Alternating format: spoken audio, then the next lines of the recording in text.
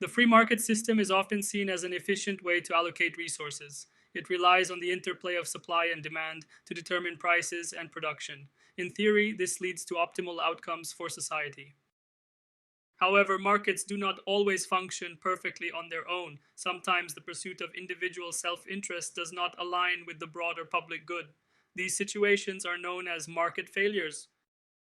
When market failures occur, the system fails to achieve efficiency or equity. Societal welfare can be diminished. This is where government intervention may become necessary to correct the imbalance.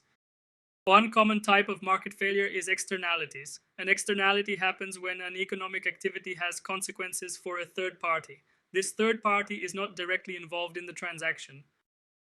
Consider a factory that pollutes the air. This pollution harms the health of nearby residents and the environment. This is a negative externality. The cost of this harm is not borne by the factory or its customers.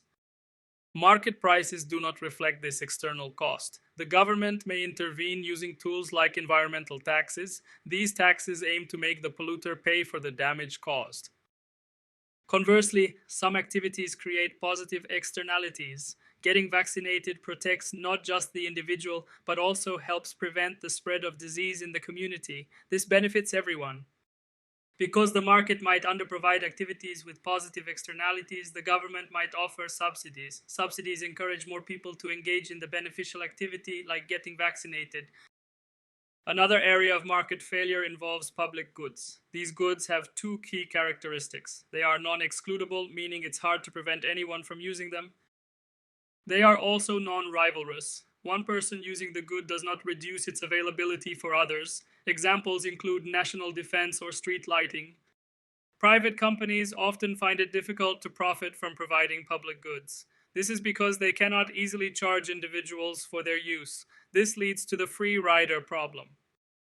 As a result, the market tends to underprovide public goods. The government typically steps into finance or directly provide these essential services.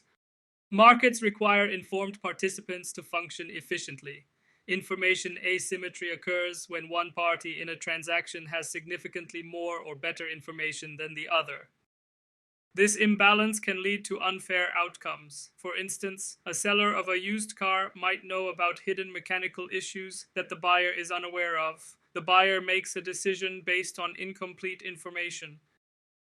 To address information asymmetry, governments implement regulations. These regulations often mandate disclosure requirements or establish consumer protection laws.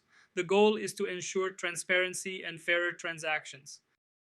Market power arises when a single firm or a small group of firms dominates a market. This can lead to a monopoly or oligopoly. With little or no competition, these firms can influence prices and output. They may restrict production to keep prices high. This harms consumers through higher costs and potentially lower quality goods or services. The market fails to deliver competitive outcomes. Governments use competition laws, also known as antitrust laws, to prevent excessive market power. They may block mergers, break up monopolies, or regulate pricing in certain industries. Regulatory agencies oversee specific sectors to ensure fair practices. In summary, while the free market is a powerful economic engine, it is not without flaws. Market failures like externalities, public goods, information asymmetry, and market power can lead to inefficient or inequitable results. Government intervention through taxes, subsidies, regulations, and direct provision aims to correct these failures. These actions seek to steer market outcomes closer to what benefits society as a whole.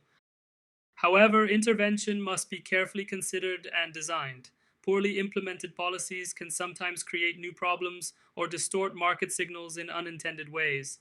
The balance between market forces and government action is crucial for economic well-being.